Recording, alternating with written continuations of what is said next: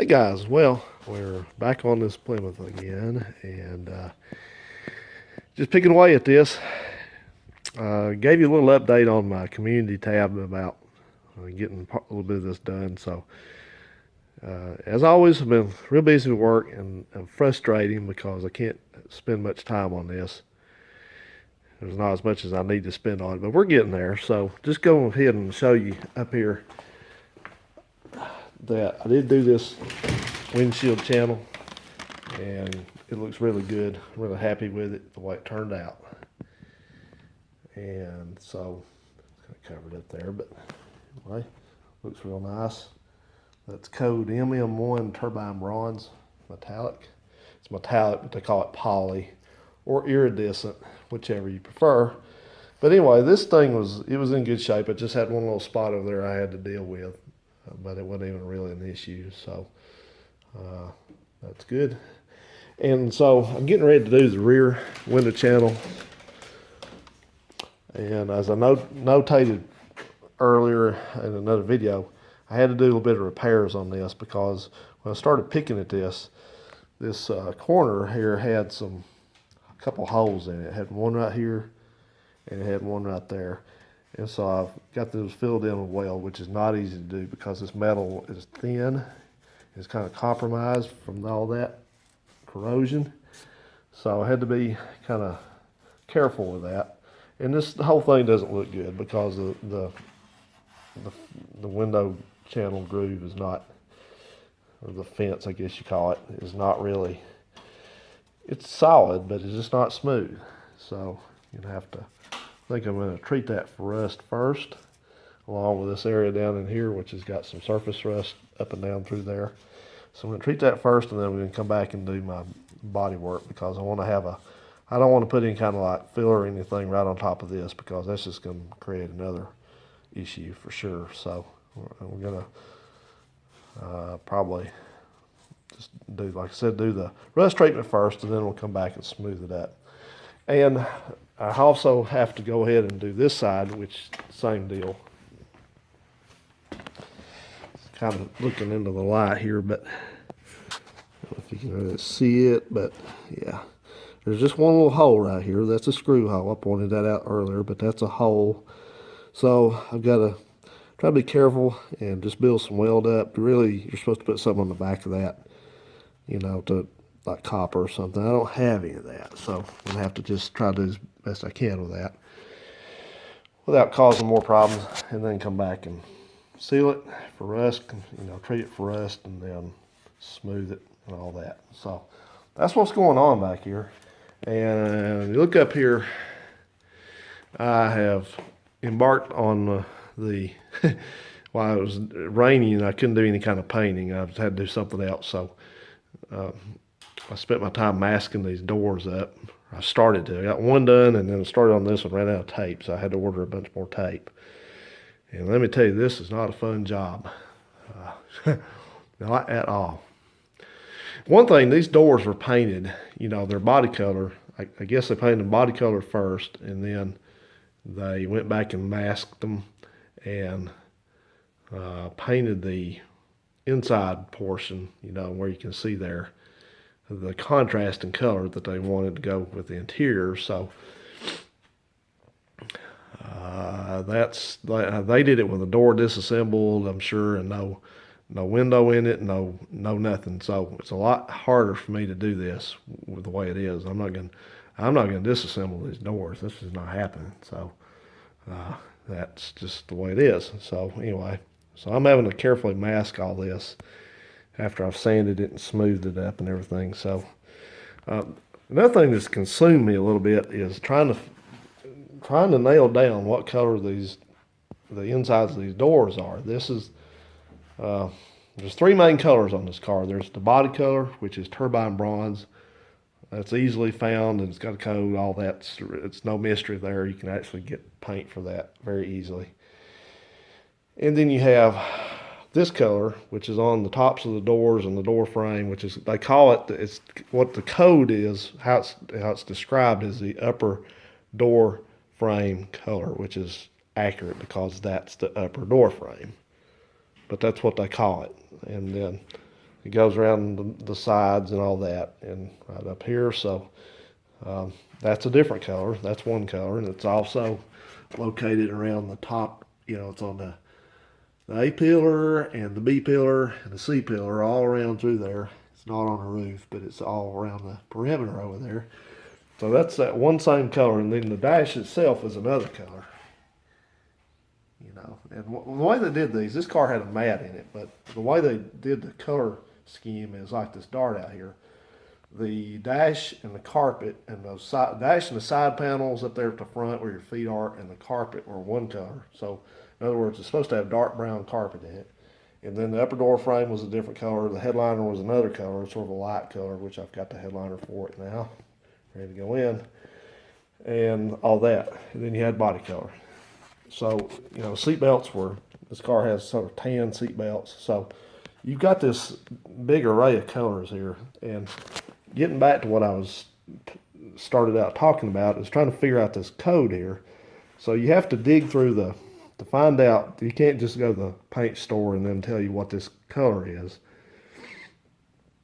You have to dig through the Dodge service manual. Even if you have a Plymouth, they don't put this stuff in the Plymouth service manuals. But you have to dig through a Dodge service manual and find the code for the interior paint. It's got a code for that paint. It's got a code for this paint.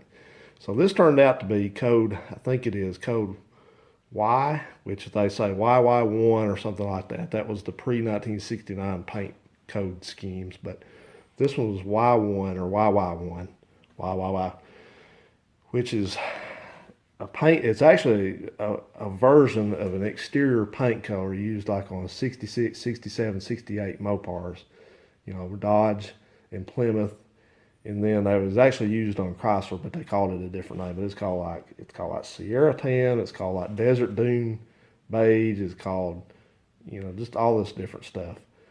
But what you look at though is these paint codes have they have like a Lucite and a Ditzler number, paint code number, and you know, you could find what threw me off and what I still haven't really resolved, and I'm not even going to, as it turns out, is that like if you had a car that was an exterior color of YY1, which is, we'll say, you know, sand dune beige or whatever. So if you had it coded for that, the Ditzler, which is PPG now, but the Ditzler paint code number for that paint mixture is a different paint number, code number, than it is if you have that same YY1 as an interior paint. I don't know why that is. I don't know why they had to make that so damn hard to figure out, but that's the deal. Okay, so I finally nailed all this down, and I was satisfied that I'd be okay with getting some paint mixed up for code Y1, you know, for an exterior, even if it was not the same exact number. You know, it was close enough. I was going to go with it. That's fine. I could live with it. Great. So I went down into the paint store, and guess what? I got confronted with the same crap that I ran into on that Chrysler out there when I went to have paint mixed for it too. Same thing. Looked at me, shakes her head and say, well, we don't have any formula for that. You know, there again, here we are again on the same thing about there's no formula for it. So I have to keep asking this. Who in the world decided, who made that decision? Where at the Bureau of Paint Formulation and Paint Codes did somebody decide one day that they're no longer going to make any paint for this code number? Who decided that? Why did they decide that? What is paint? Paint is pigments. You're telling me that for this shade of metallic beige or tan that they don't make the pigments anymore? Is that what it is? Nobody can answer that question for me. It's like this. They just parrot the same thing. They say it's not made anymore. It's not available. It's not available. The question is why? Why is it not available? So anyway, we're back. We're screwed. We're back to square one on this. So here's what I did. I thought, well, you know, I was looking through paint books and stuff, and I don't have a big enough sample to take down there to have them put under their microscope thing. You know, I guess hell, I could take the door down there. I want to do that. But, you know, so they're basically useless. They can't help you. They can't tell you anything. They don't know anything. They're just nothing. So here's what I decided I'm going to do is I went and found, I surveyed all the paint that was on the shelf down there. This is a Duplicolor Perfect Match, which is lacquer. So I came up with this color, which is Toyota Desert Sand Mica. And it's a little bit lighter than the paint that was on it. But can you tell which is the original, which is not? I can, because I sprayed them, but it's pretty easy if you look at it closely. But that's, on the right is the Desert, the Toyota paint, and that on the left is the back of the, you know, I mean, you're just gonna have to live with it, because that's all you can do, because you can't get the accurate paint mixed up. So we're just gonna have to paint it the closest we can paint it. I'm gonna paint one door. If I don't like it, I'm gonna stop and we'll do something different. I'll get another paint. You know, I'll go back to the drawing board. But this is the frustrating. You know, that's when Old Car Alley, when he says something just turns into a fiasco, that's exactly what a fiasco is you try to do something simple that should work out and be no problem, a no-brainer, and it's some kind of stupid crap comes up that's nobody asked for. So anyway, I'm going to go ahead and do my welding, and then I'm going to start. I've got some masking. I ran out of masking paper. This is this old crappy masking paper, but I ran mostly out of it. So in the interim, until it gets here, I've got some masking film on the way. Until it gets here, I'm going to just work on taping doors up, which I don't like doing. It's an awful job. But anyway, taping that up and doing the window and all that. So anyway, I've got stuff to do. I better get on and do it. But I want to explain what the deal was with this interior paint. So if you ever restore one of these Mopars of this vintage, it doesn't have to be a Valiant, of course, but if you ever restore one of these and you're trying to restore it most accurately, somewhere, somehow, I'm sure somebody can mix up the paint for you, but don't just expect to waltz into the paint jobber and say, I need this paint coat, and they say, yes, sir, we have it. They're going to throw every damn roadblock they can at it. We don't have a code for it. We don't have a formula for it. Whatever. Okay, let me get busy. All right, well, my hopes and dreams of being able to just weld this up went south real quick, so I'm in the process of cutting it out. So this one was going okay, but up here I had a little pinhole. That's how it always starts out. Seems like just a little tiny pinhole. And as soon as I hit it with a welder, you can see what happened. It just went away. So that metal is just from about here to about right there is just no good. It's gonna have to come out. So it is what it is. Just got to do it. So I guess I'm going to be getting some practice doing butt welds. But okay, then let's walk around the car one more time. So the sun is getting low in the sky here, which doesn't normally stop me. But what I am stopped on is I've got my hole cut here for this. I took the plasma cutter and cut it out. And so it's ready for a patch to be put in. But the minor problem I'm running into is that I have only some 20 gauge metal left from these floor pans, some trimmings, if you will. And so that's 20 gauge is a little bit too tough for me to deal with from my limited metalworking ability. So I mean, I can do it, but I don't want to do it. So that's a good excuse for me to go pick up some 22 gauge someplace. I think that's just fine. It seems like people use that pretty often, and that may actually be what this is. Hey, wait a minute. We'll find out. Guess what I have here? I have a metal gauge here. Yeah. Ow. So anyway.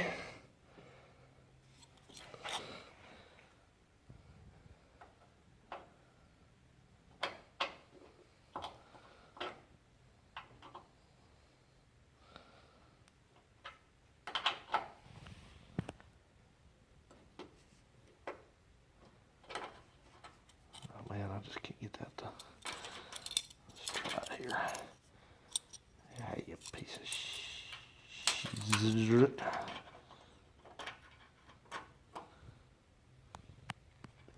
22. Alright, so answers that question. So anyway, that's what I'm going to do. I'm going to go find where you buy 22 gauge sheet metal at. That's one of those things where I watch all these videos and people show you that what they're doing, how they do it, and all that stuff. And they say, well, I just went and picked up some metal, picked up some 22 gauge metal, some 20 gauge. I just got a few sheets of that. But they never tell you where they got it at. And if you ask me, around here in southern middle Tennessee, you can buy sheet metal. I couldn't tell you. So I have to find that out because I got to go out of town tomorrow. Well, when I say out of town, I have two different degrees of out of town. I have out of town, which is like way out of town, and I have out of town, which is not that far out of town. So tomorrow, I don't have to go that far out of town, but I will be going to a consumer-oriented city center. So I think I have a good chance of, doing some diligence there, I think I can find out where to get a few sheets of metal. So that's what I do. I'm going to put in like I said, I'm going to make a patch and put that in and all that. And, I feel kind of guilty about this. This is taking me so long to do this, but it's enjoyable. It's therapeutic, and I'm just learning. This is mainly, this card deal here, this is for me to learn on. So when I get to something that really needs to look good, then I hopefully will have enough skills developed that I can do a good job at it. And I can tell you now that I really got to have better equipment as far as metalworking goes.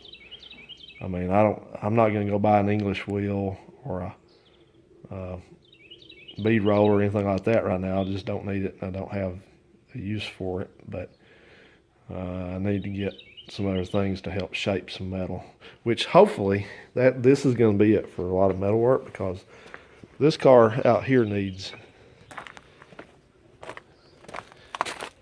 work too, but it just basically needs a quarter panel put on. So that's just going to be a lot of welding and filling and smoothing and stuff like that. Hopefully it's not going to be patching, because this car amazingly does not have the problems that one had with the windows.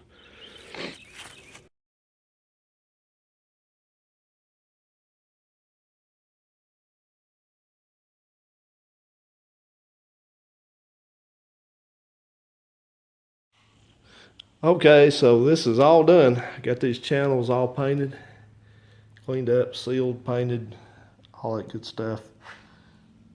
That's the workmanship that Mopar did when this car was built. That wasn't corrosion or anything. It's the same way over here. It's just sloppy assembly. But yeah. So, yep. Just laid on the paint back here. Fixed those rust holes. All that, so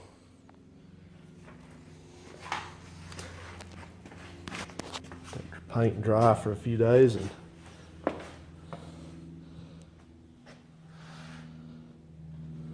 be good. There's still a few little imperfections in there because I'm just never good at sanding yet. I got to get better at it, but that's the color of this car. That's what the paint looked like originally. I'll give you an idea.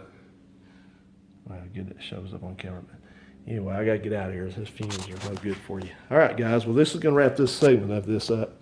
So next up, we gotta paint the door frames and hang a headliner.